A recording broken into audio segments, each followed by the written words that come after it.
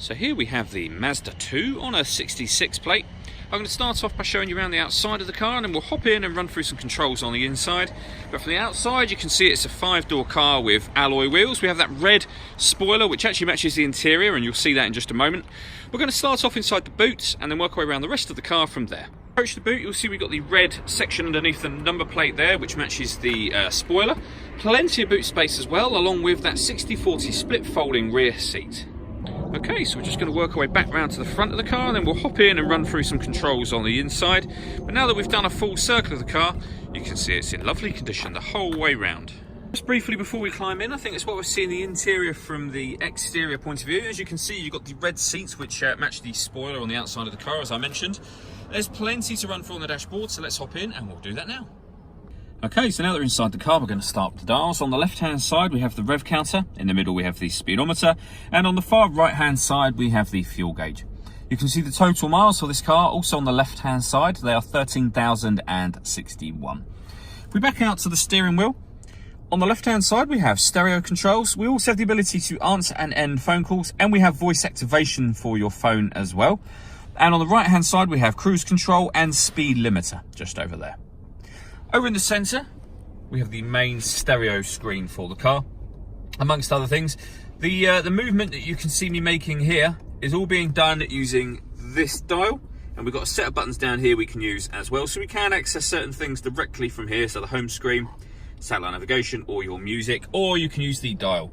So for satellite navigation, for example, we can push the button down, and you can see the satellite navigation just there. There's a full video showing how this works on our website and on our Facebook page, which is well worth checking out. When it comes to music in this car, we've got a few choices.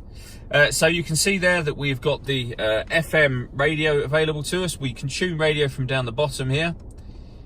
That one takes us to our settings. So you can see you can make various different adjustments there. We can go back a page. And if we go back over to the music option over in the corner here, the entertainment button, you can see all the other different ways in which you can listen to music. So FM radio, which you've already seen, AM and DAB as well. We can stream music wirelessly via Bluetooth audio, and we have USB inputs as well. So if you plug devices into those, and which there are 2 of those, you can listen to music that way. We've also got an SD memory card slot and auxiliary inputs as well, all of which you will see at the bottom just here. So the 2 USB inputs, auxiliary, SD memory card slot, a 12-volt charging socket, and a CD player just there. So say plenty of ways to listen to your music. Above that we have the air conditioning, so temperature, fan speed, direction of the air. Hit that button to turn the air conditioning on. You can bring in fresh air from outside the car, or recirculate the air that's already in the car, which will work on any setting other than the windscreen. So that will now heat the car up a lot quicker, or cool it down quicker depending on the temperature you've set. And you can switch that back over here at any time you wish to. And we've also obviously got the rear heated screen just there.